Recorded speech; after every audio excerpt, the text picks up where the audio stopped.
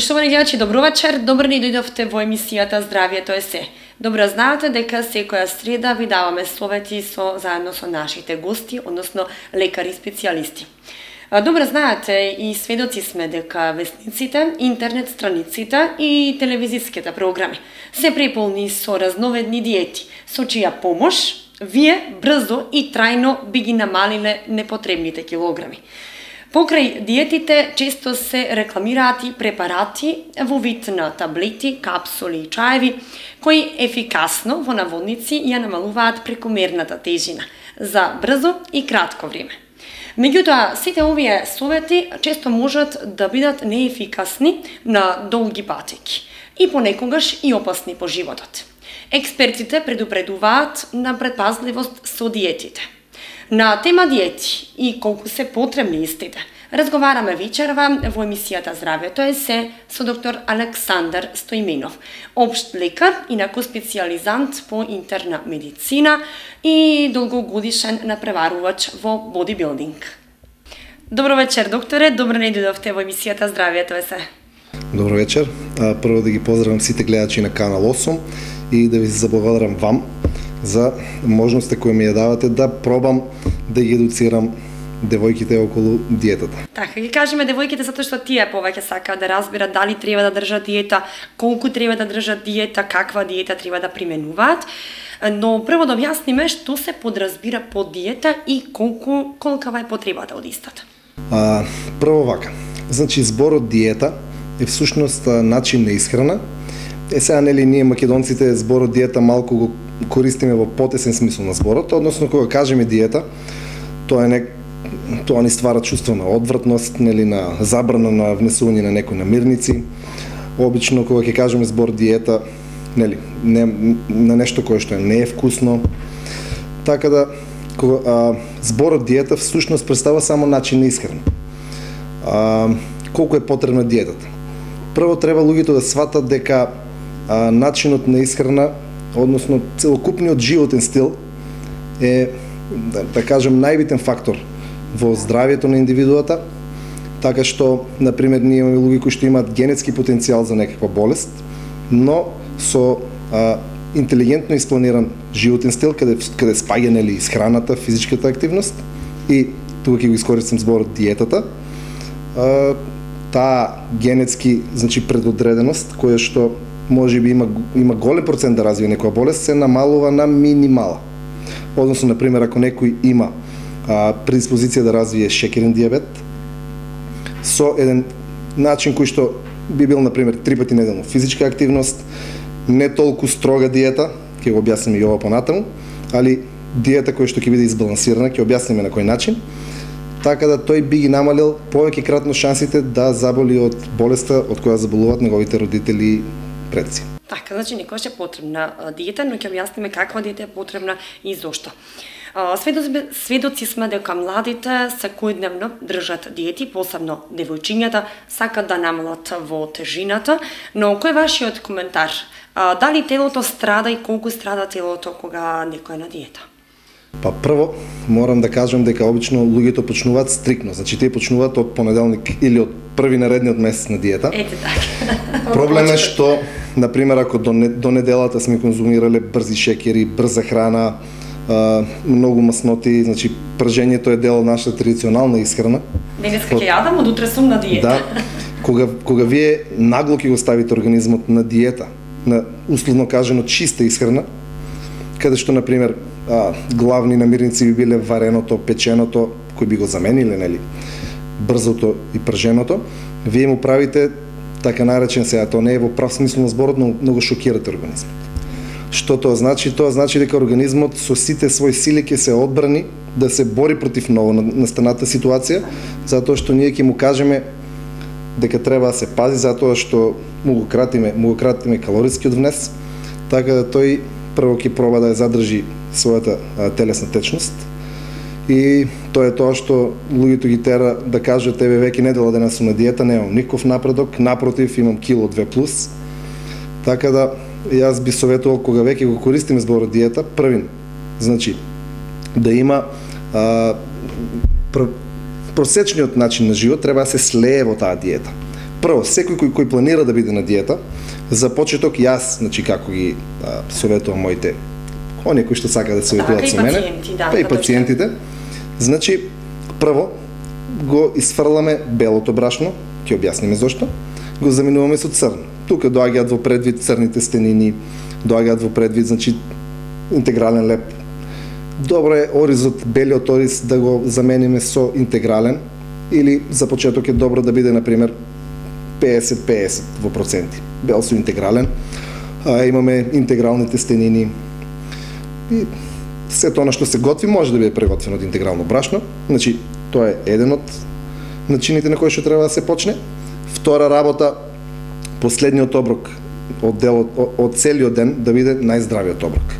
Односно, последниот оброк или вечерата. Не е проблем ако биде доцна, луѓето имаат малку заблуда дека ако доцна вечерата, значи нема врска тоа. Значи, не е битно кога се конзумира, битно е што се конзумира. Нека биде здрав оброк, односно, јас ви гарантирам дека дури во 12 часот, нели, ноќеска, да вечерата, например, парче пилешко или нека биде парче чисто месо, тука не ги броиме меленото месо и, нели, преработените месни производи, со, например, салата, или доколку имате грижна совест, нека биде само салата, тука не спаѓа овошето, не спаѓа јаглено-хидратите, значи само парче месо со зеленчук или салата, тоа нека биде последен оброк, да го замениме белото брашно со црно и да речеме за почеток првите 10 дена да гледаме да ги избегнуваме благите производи, рафинираните шекери или кога веќе ги внесуваме да бидат во раниот дел од денот. Например, нека бидат во првиот оброк, за да не предизвикаме шокирање на организмот. Тоа би било за почетокот на. Да, и подоцна ќе кажеме какви диети вие препорачувате, односно каков режим на исхрана, каков начин на исхрана. Исто така постои дилема меѓу девојчињата кои сакаат да ослабнат во одредени делови од телото. Например, околу обемот на половината или обемот на колковите. Дали постои таква диета која ќе се фокусира токму на одреден дел од телото? Вака. Значи, тоа е едно од најчесто поставуваните прашања во теретаните кај мене во ординацијата. Девојчињата сакаат околу колковите и задникот, машките сакаат коцки. Сега вака. Ај прво ќе кажеме научниот дел, значи со овој проблем први се охрабрија данците во еден нивен доста реномиран институт, решија да го третираат проблемот со тоа се вика топично топење на масни наслаги. Например, вие имате нека гојазна личност, не е битно дали е машко или женско, и сега тестираните субјекти тренирале, например, само одреден дел од телото. Например, тој ако земеме дебел човек да тренира секој ден стомачни, да носи појас околу половината кој што ни го продаваат. Нели, кажавме дека вестниците, телевизиите се приполни со такви реклами. Да го мачкаме со било какви, нели, масти од оние што се помартинзите. И да видиме, нели, какви ќе бидат ефектите. Значи, кога ќе размислиме логично, да тргнеме студијата настрана, дали вие можете да замислите дебел човек кој што, да речеме, би ослабнал во пределот на стомакот, а на другиот дел од телото, например, дека би му останало и салото и целулитот. Значи, не. Топично топење на масноти не постои. Што сакате направите, тоа што го имате наследено од вашите родители, тоа е дефинитивно, збореме за оваа проблематика. Например, има луѓе кои што на почетокот на диетата први слабеат во лицето. Имаме луѓе кои што, значи, можат насекаде да ослабнат, остануваат буцки остануваат со образи. Така да има девојки кои што, тоа ние го викаме естрогена градба, кои што, значи, може буквално од секаде, значи, да има тенка кожа, задникот им останува воден и салест. Значи, не дека не може тоа да се симне, но тоа иде последно. Колку сака, значи, девојчето нека прави и клекнувања, и исчекори, колку сака нека трча, значи, било што да направи, тоа е место каде што генетски е предодредено телото да чува последно масноти. Како кај мажите, значи, нашиот машки хормон тестостеронот, му кажува на телото да чува најмногу масни наслаги околу пределот на стомакот. И најчесто, значи ова е просек, машките најпоследно слабеат околу стомакот. Така да резимираме, да не се лажат гледачите на Канал 8. Топично топење на масноти научно е докажано, јас во пракса многу пати сум го докажал, не постои, тоа е генетика, али со труд, со посветеност и со истреност се постигнува. Така, останување всушност во целото тело, не само во одреден дел. Во целото тело. Докторе, често ќе слушнеме и одредени видови на диети. Девојчињата практикуваат протеинска диета, диета со јаворов сируп, кардиолошка диета, месна диета. Колку се тие ефикасни и колка е потребата од истите? Дали треба да ги држат? Значи, кој е вашиот коментар? Вака. Например, ајде да ја земеме месната диета. Во месната диета, оригинално Аткинсонова диета. Тоа е всушност диета која што еден, значи научник, претпоставувате Аткинс по името, нели? Еден научник кој што претпоставил дека прачовекот живеел само на месо и дека бил многу поздрав од современиот човек. Сега таа диета се базира на исфрлање на сите јаглено-хидрати и шекери од организмот, како неесенцијални елементи од нашата исхрана, што до некаде држи теорија, а останување само на протеините и маснотиите. Сега што се случува, да ви кажам, значи, општо во организмот. Значи, ние ги прекратуваме шекерите, лебот, овошјето, значи, било што, значи, кој што содржи јаглени-хидрати, останува само месо и зелени салати. Тука не спаѓа, значи, патлиџан, пиперкат и содржат помалку шекер. Во оригиналната Аткинсонова диета. Проблем е тука што мозокот функционира првенствено на гликоза, тоест на шекер. И му требаат, исто, значи, зависи од тоа што ќе наследите од мајка и од татко, 2 дена до 4 до 5 дена за мозокот да влезе во кетоза. Тоа е малку, нели, стручен поим, односно тоа е мозокот да се навикне од првичната исхрана од шекер да се префрли на едни субстанции што се викаат кетони, а кои се продукти од нашиот невнес на јаглехидрати. Сега, значи, пример ја зедов Аткинсоновата диета, заради тоа што таа е најздрава од сите овие. Али проблемот е што сепак таа не е физиолошка диета. Многу е, например, немаме Б витамини во исхраната. Пример, Б витамините ги има претежно во житариците, кои ги внесуваме дали преку теста, дали преку сурови житарици. Проблемот е во тоа што таа го забрзува метаболизмот, но како траен начин на исхрана, па и баш не е препорачливо. Имаме нови студии кои што кажуваат дека иако диетата е ефикасна, во некои случаи знае да даде покачување на лошиот холестерол. Затоа што претежно се базира на протеини. Па не е до протеините, никој не може да ви каже точно. Има мала дебата во научните кругови во последните периоди, така да да не ги спомнам другите диети, например диета со јаворов сируп, каде што претпоставам се пие јаворов. Ќе ги коментираме затоа што се многу чести. Значи, тука пак се враќаме дека зборот диета овде би означувало нешто строго, нешто непријатно. Диетата со јаворов сируп. Видите. Да ја коментираме, таа е 12 дена која не се јаде ништо, се пие само сируп. Како вие го коментирате тоа?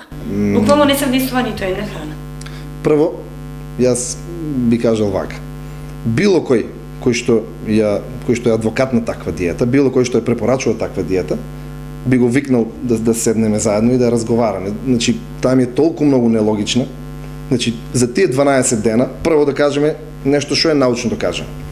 За 12 дена, ако вие ослабнете, например, 7 до 8 килограми, било кој доктор ќе ви каже дека тоа се телесни течности. Значи, само течности, ништо друго. Јас од пракса, а и науката кажуваат дека маснотиите, нели, кога држиме диета, главна цел не се маснотиите. Маснотиите, кога би биле на диета, максимално, зборувам за сите услови да бидат погодени. Физичка активност, идеална исхрана, од 0,5 до килограм е максимално губење на масноти за една недела.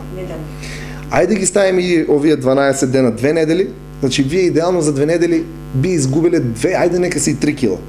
Ама 5-7 кила, тоа се телесни течности кои... Диетата ветува 8 килограми за 12 Па јас можам да ви ветам 8 килограми, ама тоа ќе биде течности. Така да, тоа е дехидратација на организмот, а не детоксификација како што го кажуваат. Така, тоа е и целта на диетата, детоксификација. Значи, не можеме ние да правиме детоксификација од есенцијални елементи кои што нам ни треба. Значи, науката поставила нешто што се вика есенцијална аминокиселина. Самото име есенцијална и кажува дека ти секој ден треба да ја внесуваш. Значи, имаме ние есенцијални масни киселини. Значи, името кажува дека организмот не може сам да ги продуцира, дека ти треба да ги внесуваш. Да, организмот прави депо на тие масни киселини, но убаво е да ги внесуваш секој ден. Сега тие 12 дена, ти толку многу ќе го измалтретираш организмот, што кога ќе се вратиш на било каква нормална исхрана, тој ќе свати дека е малтретиран и ќе чува сето она што ќе му го дадете. Па така да тие 7 килограми кои што отишли во минус, ќе бидат 9 плюс. Значи, било каква е сега кардиолошка диета, не знам што подразбираат под кардиолошка диета. Ако е цел намалување на холестеролот, триглицеридите, до некаде да. Диета претежно се базира на користење на јајца и на портокали. До некаде да, окей, до некаде да. Јајцата, значи, знаеме дека доскоро нашите лекари кажуваат дека го покачуваат холестеролот, се додека западњачките лекари кои што се малку напред во се од нас докажаа дека всушност дали ќе имате висок холестерол или не, многу повеќе зависи од други фактори отколку вашата исхрана. Не јајцата. Триглицеридите да, но холестеролот не. Колку јајцето може да замени некој оброк? Јајцето колку препорачувате во диета кога сме веќе кај јајцето? Прво кога сме кај јајцето треба да кажеме дека јајцето е најдобриот извор на белковини кој што човекот може да го прими. Значи има најголема биолошка вредност. Веднаш поднесе млекото. Со жолчката? Да. Значи комплет. Разликата е следнава. Например, кога имате цело јајце, вие имате на ум дека дадете цел организам, тоа е ембрион. Значи таму ги има сите есенцијални аминокиселини и под биолошка вредност се подразбира колку тие белковини ќе се абсорбираат во нашиот организам и колку брзо. Значи, јајцето има најголема биолошка вредност од сите видови на протеини. Сега ме прашавте за жолчката. Исто тука пак ќе кажам дека науката покажала дека разликата меѓу конзумирање, например, 5 белки и 3 цели јајца, разликата е во тоа што кога ја тргнете жолчката од јајцето, белката губи биолошка вредност. Значи, целото интактно јајце исто би се десило, нели, кога би јаделе само жолчка. Биолошката вредност на јајцето му е дава целото јајце. Така да, 3 јајца дневно, јас ви гарантирам дека дека нема на никому да му наштет. Дали да не бидат пржени. Јас препорачувам варени, па дури може и оние кои имаат услови во блендер со Нескафе, со една банана, одличен поедок, да не се плашат од, нели, кај нас има страф од салмонела и тие работи, јас ги пием секојдневно моите јајца, така да нема никаков проблем. И значи да резимираме, не препорачувате вакви диети, да речеме кардиолошка, протеинска, месна или пак најмалку сојавна. Видите, значи јас не препорачувам, ќе ви образложам зашто. Јас не препорачувам такви диети, заради тоа што сепак и сам на себе и на моите, да не кажам, клиенти и на сите оние со кои работам секојдневно се покажало дека избалансираната исхрана, односно исхрана во која што има и јаглинохидрати, и протеини, и здрави масноти, е идеална за било што. Значи, телото не ни е дадено за една недела или 2 или 3 месеци. Целта е да бидеме здрави, целта е, ако постигнеме некаков ефект, ако си купиме, нели, сме ослабнале 5 кила и сме купиле нови фармерки, тие треба да ги носиме и во наредните неколку години, а не да се поправиме. Обично сите чекаат крај на диета па да јадат нешто, пица или. Да. Така да, ќе кажем една работа. 90% од храната, ако ви биде здрава, 10% од храната да ви биде нездрава, нема да ве поправи, исто како што ако јадете 90% нездрава храна, а 10% здрава, нема да ослабнете. Толку е просто. Така да јас препорачувам од понеделник до сабота луѓето да јадат избалансирана и здрава храна, па недела нека биде ден каде што малку ќе го освежиме организмот, каде што ќе му кажеме ете, не сум на диета, можеш да си работиш слободно. И тоа се така ќе биде избалансирано, така да и ќе бидеме здрави, ќе изгледаме добро и ќе се чувствуваме одлично. Да, подоста ќе зборуваме и повеќе за тоа. Сведоци сме дека диетите ветуваат брзо губење на килограмите. Тоа кажавте, само споменавте дека е голем шок за организмот. Што се случува за организмот, освен дека губи течност и дехидрира, кога ветуваат диетите 7 до 10 килограми за една недела? Освен дека дехидрира. дали може да дојде до пореметување на метаболизмот, до пад на имунитетот, до намалување на крвната слика, односно на крвта? Најчесто... Кои се последиците? Јас го спомнам пресказ зборот шок или ајде стрес да кажем. Или стрес, многу така. поблага форма, значи му правиме стрес на организмот. А кога му правиме ваков стрес на организмот, освен тоа што да речеме ако изгубиме 7 кг, најверојатно 6,5 кг ќе бидат течност. А половина става? Проблем е, други не, баш напротив, другата половина ќе биде продукт на загубена мускулатура, дури и девојчињата. Стресот ги покачува катаболните хормони, односно хормоните кои што му викаат на телото ти треба брзо шекер, па ги разградуваат мускулите, тоест аминокиселините од мускулите, во еден процес кој се вика гликонеогенеза, односно создавање на шекер од нешекерни компоненти, во овој случај аминокиселините, така да најверојатно ќе загубите, да речеме, едно 6 кила. Најверојатно ќе од 7 кила ќе бидат 6 кила вода, пола кило мускулатура и може би малку салца. Кое што ќе се врати. И сега тука е едно интересно истражување кое што вика дека тоа е малку демотивирачки за вашите гледачи. Масните клетки или адипоцитите, оние кои што не ги сакаме, се стекнуваат. Проблем е што кога ние слабееме масните клетки, значи тие се експандирани, кога слабееме тие само ќе се скврчат. Тие не се губат. Кога повторно ќе се вратиме на нездрав начин, тие повторно се враќаат.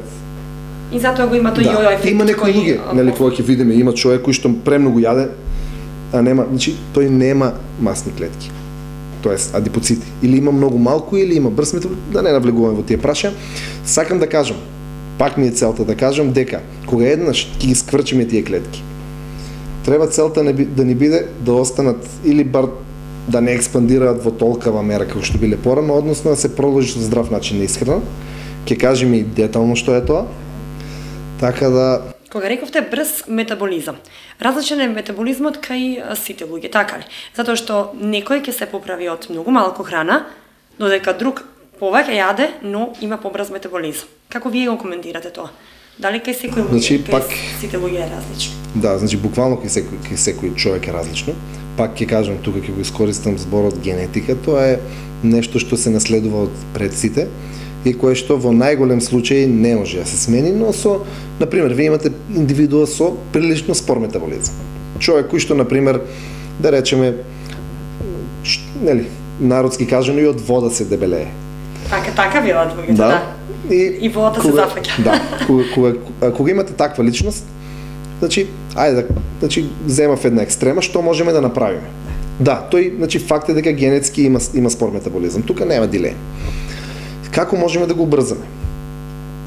Кога таа личност, да речеме, ако има 110 кг, реално таа личност би имала 70 кг, кога би ги немала масните наслеги. Таа личност, според мене, значи, јас би препорачал да се посвети на топење на масното ткиво и да додаде 5 до 10 кг мускулатура, кој што кај почетни, кој што само што би почнал со тегови, па и не е многу, кој знае колку тешко. Тоа е за посилно. Сега. Да, ќе ви кажеме за девојчињата. Сега, кога тој човек би тежал барем 5 кг повеќе, но во мускулна маса, вие имате метаболно ткиво, а мускулната маса е ткиво кое што има дневни потреби.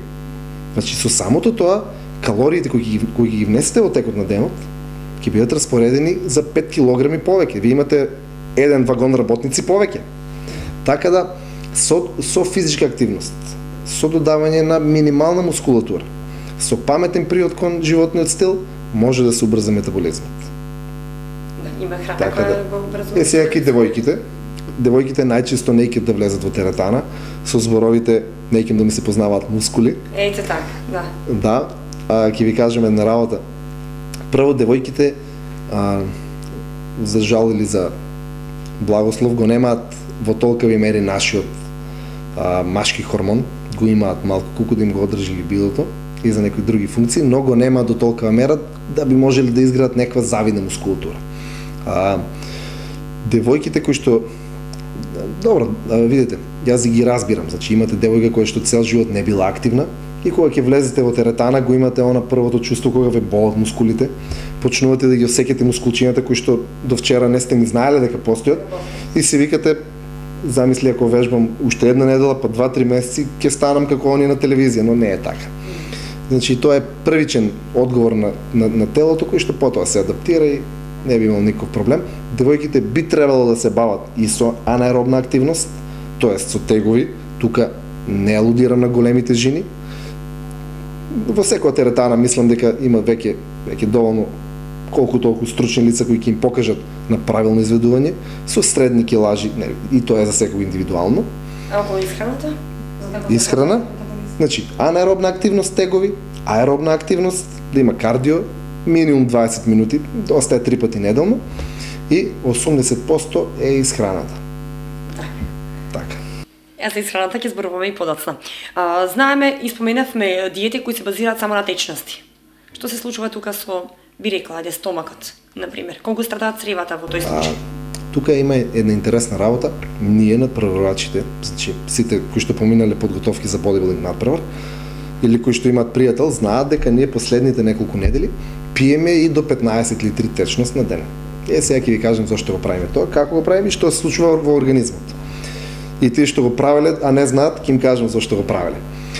Значи нашето тело регистрира се што ќе внесеме, се што се случува, например, кога се сунчете на сонце, телото ги регистрира увезраците и напластува еден пигмент со цел да се одбрани од потенцијално карциногеното влијание на сонцето. Тоа е адаптација. Да се префрлиме на вашето прашање, кога внесувате огромни количини на вода, телото има хормонална оска преку која што ќе свати дека вие внесувате премногу вода, ќе инхибира својата задршка на вода, односно ќе го зголеми лачењето, ќе го зголеми потењето, заради тоа што вие му викате, ти си хиперхидриран, немаш потреба да држиш вода. И телото ќе продолжи да мокри, така да вие кога ќе ја прекинете, после 2-3 дена кога ќе прекинете внес на вода, телото се уште додека да свати дека не внесувате вода, телото ќе продолжи со интензивно мокрење. И вие ќе загубите килограми. Али ние тоа го правиме кога ќе остане само подкожната вода. Сличен е механизмот и на диетите. Значи тука се цели кон антидиуретичниот хормон, кој што му вика на телото немој да мочаш, немој да се потиш, задржи вода. Со голем внес на вода ние му правиме супресија на тој хормон и само го тераме телото да се ослободи од вишок течности. Вие навагате, ќе имате резултат. Но кога ќе ја фатите кожата, мислам дека нема да осетите некоја голема разлика. Значи сепак треба храна, како што кажавме. Да. Диети сиромашни со јагле, хидрати и протеини. Тука спаѓа само овош и зеленчук. Колку ги препорачувате тие диети? Николку не ги препорачувам тие диети. Никогаш. Само овош и зеленчук. Затоа што некој ќе рече ги внесувам сите витамини и минерали преку овошето и зеленчукот, не ми треба јагле, хидрати и протеини. Прво ќе ви кажем на работа. Овошниот шекер или фруктозата е едно посебно прашање на кое му се посветува многу големо време, посебно спортските научни кругови. Овошјето полека го етикетираат како нездрава храна. Тоа е нешто ново кое што и каде и да го кажам, значи мислат дека трескам глупости, но полека со објавувањето на научните трудови се гледа дека не е баш така. Значи овошјето има малку поразличен метаболизам од другите видови на шекери. Има лимит колку овошен шекер може да внесете во текот на денот, кој што ќе го сатурира црниот дроб. Мускулатурата не може баш да го искористи овошниот шекер. Другото ќе се претвори во триглицериди. Така да овошјето може да ги покачи триглицеридите. Тоа ви гарантирам. Тоа ќе ви каже секој кој што е добро едуциран на оваа тема на исхрана. Зеленчукот и овошјето комбинирано ги имат сите витамини, но нашето тело сепак си има калориски потреби, кои што не можеме да ги занемариме. Зошто даваат енергија, се разбира. Сега видите, имате и диета која што вика еден оброк да биде само протеини, еден да биде само јаглено-хидрати, да не се мешаат. Тоа е најголема глупост која што можел некој да ја напише, или ајде да кажеме дека не ги познавал да работите во тоа време. Ќе ви кажам исто. Најновите студии, порано диабетологијата, односно науката за шеќерната болест се бавеше со една работа која се вика гликемиски индекс. Што е гликемиски индекс? Тоа е секоја храна си има свој гликемиски индекс. Да не звучи тоа многу стручно, ќе ви кажам. Кога ќе внесеме било каква храна, ние ја споредуваме со 100 грама чист гликозен, чист гроздов шекер. Заради тоа што гроздовиот шекер најбрзо го качува нивото на шекер во крвта. Тој има значи 100. Сега, на пример, 100 грама ориз споредено со највисокиот гликемичен индекс, тоа е на гроздовиот шекер, би имал на пример 80. Значи отприлика ако ова е 100, ова би го качило значи негде за 20% поспоро. Интегралниот ориз би имал веќе околу 55 до 60. Затоа го препорачувате. Сега, зошто ви го кажувам ова? Значи таа наука се бавеше и ги советуваше шекерашите да јадат храна со низок гликемиски индекс, како не би дошло до нагло покачување на шекер во крвта и не би дошло до таложење на масни наслаги. Затоа што високо ниво на шекер во крвта е еднакво на висок инсулин кај здравите индивидуи и сатурација на масно ткиво со триглицериди. Сега, науката полека покажува дека, например, вие имате бели макарони. Белите макарони сите ги ставаме во нездрава храна, но кога белите макарони ќе ги скомбинирате со парче месо, протеините, маснотиите и јаглено-хидратите, кога ги измешате, тие макарони би добиле низок гликемиски индекс, скоро колку интегралниот ориз.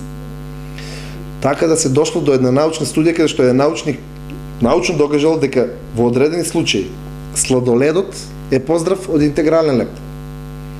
Мислам, не би рекол поздрав, туку има понизок гликемичен индекс. Односно, не го качува толку брзо шекерот во крвта. Што ми е поентата?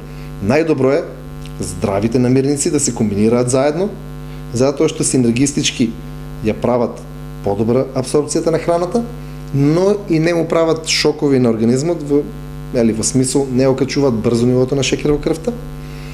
Така да ги охрабрувам сите кои што биле претходно на претходниот тип на диета слободно да јадат значи комбинирани намирници, нема да имат никаков проблем. Па и кога би бирали, например, ви имате компир, во компирот го броиме во извор на јаглен-хидрати. Не е така. Компир со месо не би требало да се меши. Да, но самиот компир има аминокиселини. Така да тој не е чист извор на јаглено-хидрати. Ви велите дека не е грешка доколку компир и месо може да се измеша во некој ручек. Компирот има висок гликемичен индекс и не е здрав. Мислам, не е здрав. Го качува брзо нивото на шекер во крвта. Но кога би го измешале со месо и да речеме салата во која што би ставиле маслиново масло, вие компирот го правите да не го качува толку високо, значи, толку брзо. Значи, во комбинација го намалуваме. Тоа сакам да го кажам. Да. Значи, баш да комбинираат. Да. И ве стигнавме до препораките, кои толку долги ги чекаат нашите гледачи, предпоставувам. Што препорачувате на лицата кои треба да намалат од својата тежина? Зборуваме прво не за мало намалување, туку за можеби 20 килограми, ако имаат 120 да стигнат до 100 или до 90. Значи зборуваме за луѓе кои имаат навистина прекомерна телесна тежина. Ајде вашите препораки. Значи пак ќе повторам. Подоцна и за оние кои треба малку да намалат 5-6 килограми. Значи прво ќе кажам пак. Значи да не се почнува понеделнички со диета. Ајде нека биде понеделнички, ама да не почнуваме нагло, да почнеме со, значи изфрлање на белиот шекер, белото брашно, последниот оброк нека биде здрав. Насабеле може да си дозволиме и малку чоколадце, значи не е страшно, али тоа да биде првата недела. Од втората недела полека. Првата недела ќе биде едно прилагодување на организмот. Каде што тие уште првата недела ќе имаат резултати. Да. Сега, значи сега се фокусираме само на исхраната, ќе кажеме и за физичката активност. Значи би требало ајде вака, да не пресметуваме во бројки, да не ги буниме вашите гледачи. Ќе кажам еден просек. Значи секој човек би требало дневно да внесе барем толку многу протеини колку што е тежок. Например, лице од 50 кг би требало да внесе 50 грама протеини за да функционира нормално. Сите процеси на варење на храна, на згручување на крвта се раководени од протеини. Тоа му името протон, прв. Значи протеините мора да бидат внесени.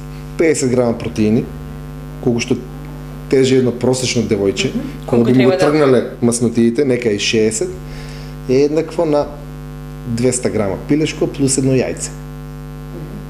Тоа може секој да го внесе, економски е поевтино од кутија цигари, така да не верувам дека не може да го внесеме. Да се дозволи, кој што се несува за здравјето, се разбира. Така да, значи, најдобро е, еве ќе кажам вака, дневно имајте 2 оброка во кои што ќе внесете по 100 грама пилешко.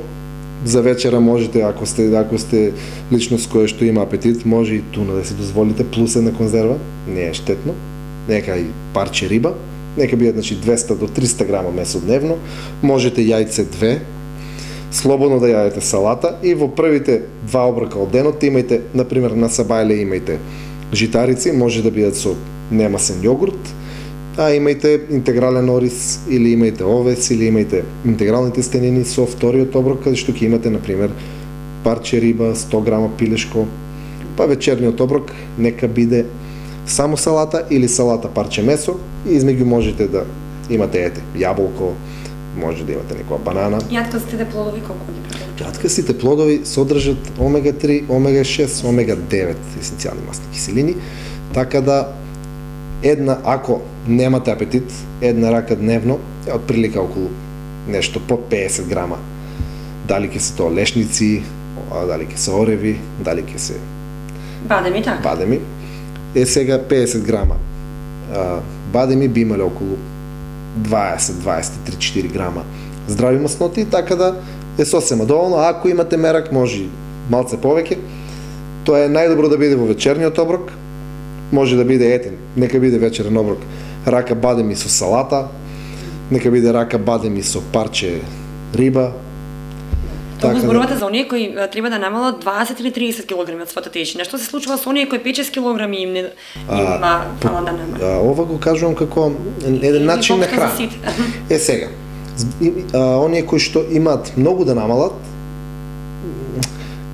бидејќи кажуваме дека е секој индивидуално, добро е да се консултираат со стручно лице. На секој телото отприлика има 2 недели да се прилагоди на исхраната. Често слушаме 2 недели имам ефект, потоа немам ефект, и тоа е заради тоа што телото е доволно интелигентно да свати дека сте на диета, така да оние кои што имаат повеќе килограми за слабење би требало над 2 недели да ја менуваат диетата. Како би го направиле тоа? Например, ќе ја земеме исхраната која што ја кажавме претходно, така што во наредниот период, да речеме понеделник, изфрлете ги сите јаглехидрати. Имајте протеински ден, ама ден, не диета. Имајте протеински ден, четврток уште еднаш имајте протеински ден, али пак за тоа, например, средата и неделата, зголемете ги двојно или тројно јаглехидрати, односно имајте ориз или овес со секој оброк. Сепак и праксата и науката докажале дека сепак јаглехидратите се катализатор на метаболизмот и со ова би постигнале едно неприлагодување и постојано убрзување на метаболизмот, така да телото тешко ќе се навикне на ова темпо. Значи да имаме ден каде што би биле само на месо и на салата, ден каде што со 2 оброка ќе внесеме јаглехидрати, например по 100 грама ориз, овес. И ден каде што ќе имаме малце повеќе јаглехидрати, зошто не и парче интегрален леп. Сите сладки кои ги правите дома или било што, може да ги направите со интегрално брашно, со некој засладувач, така да не е толку тешко. Так. И дали побрзо би се стигнале тие 20 килограми кај потежок човек, отколку 5-6 килограми кај некој што толку му фали? 20 килограми. Зошто побавно се стигнуваат они и потешко, ни 5-6 килограми кои се? Заради тоа што кажав дека телото е премногу интелигентно и тоа е разлика, кога вие имате 200 евра, ќе ги потрошите многу полесно отколку да имате 60 или 6. Да. Затоа што кога имате помалку, ќе ги чувате. Телото знае кога има повеќе капитал, телото знае кога може да троши. Значи нема поигрување со телото. Колку се намалува повеќе капиталот, толку тоа се успорува и заради тоа баш кажав дека на 2 недели од прилика би требало да се менува диетата. Дали со додавање на протеински денови, али денови, дали со зголемување на јаглехидратите. Тука има уште една метода за која што не знам дали ќе имаме време да кажеме, тоа е ние кои што се бавиме малце професионално го викаме немаме македонски термин cheat meal, cheat од англискиот збор измама или лага, затоа што например кога сме веќе 10 дена или 2 недели на диета, имаме ден каде што ќе отидеме во ресторан, јадеме например нешто од нездравата храна, например пица и палачинка, и вие моментално му давате на телото сигнал да го забрза толкова много метаболизмот, што вие утре ќе се разбудите кило или две полесни. Али тоа е еден ден во 2 недели. Така да има и такви методи, али сепак, како што кажав, 90% од храната треба да биде здрава, 10% може да си дозволите да резимираме, биде нездрава. Да резимираме, не препорачувате диети, туку правилен начин на исхрана. Правилна диета, да кажем. Правилна диета, ете така. И колку е важна тука консултацијата со лекар? Или со нутриционист, односно лица кој познава? Па видите, јас мислам дека за почеток е од круцијално значење, али за почеток.